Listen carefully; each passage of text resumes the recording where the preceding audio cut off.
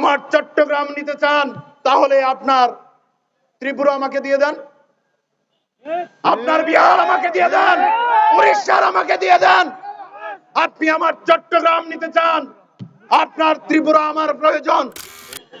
ভারতের আগ্রাসন থেকে বাংলাদেশ এখনো মুক্ত নয়।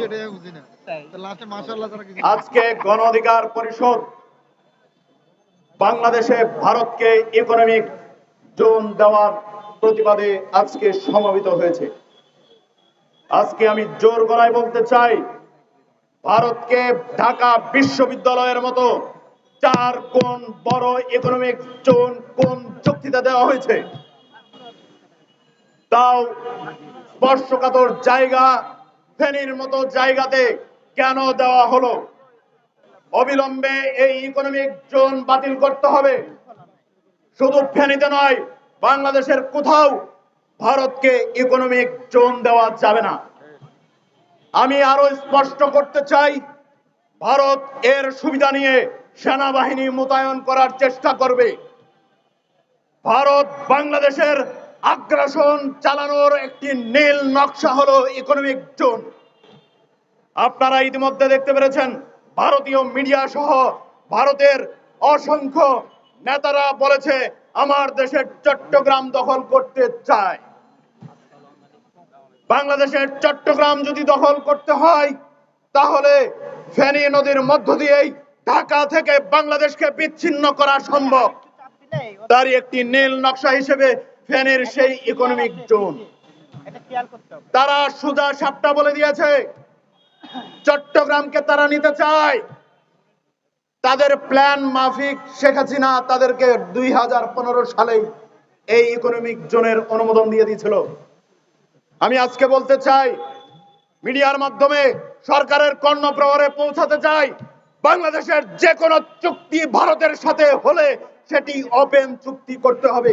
অবৈধভাবে হাসিনা সরকার বিগত দিনে তার প্রিয় বন্ধু মোদীকে দিয়ে দিয়েছে, সেগুলো সকল কিছু প্রকাশ করতে হবে। আমি ভারতকে আরেকটি কথা বলতে চাই, আপনারা এত উদ্গ্রীব হয়ে গেছেন কেন? আমার চট্টগ্রাম নিতে চান তাহলে আপনার ত্রিপুরা আমাকে দিয়ে দেন, আপনার বিহার আমাকে দিয়ে দেন, উড়িষ্যার আমাকে দিয়ে দেন।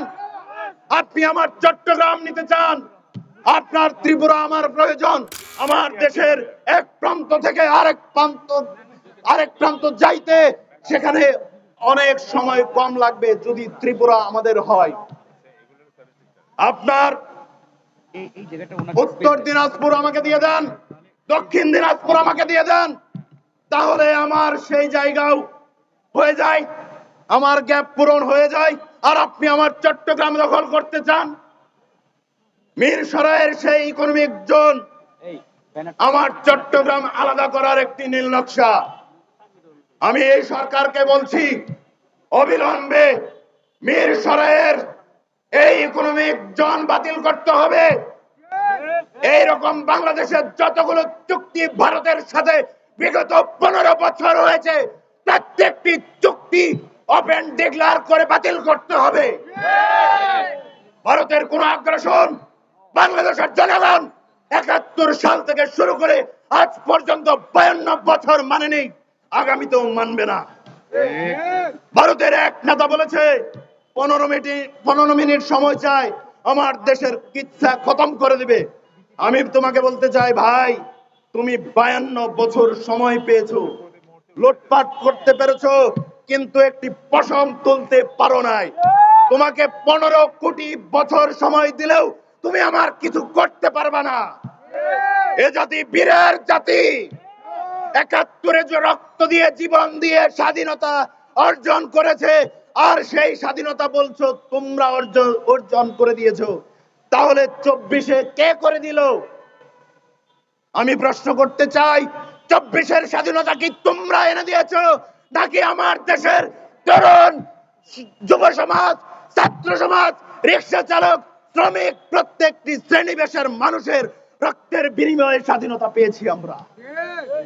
তাই ভারতের কোন আগ্রাসনের পক্ষে কেউ যদি কথা বলতে চায়, তাকেও সতর্ক করে দিচ্ছি, আমার দেশের মানুষ হয়ে এদেশের নাগরিকত্ব নিয়ে পার্শ্ববর্তী রাষ্ট্রে পালিয়ে থেকে সেখান থেকে ষড়যন্ত্র চালাবা, ভারতের লেজ পেঞ্চারি করবা, সেটা মেনে নেওয়া হবে না, হবে না, হবে না।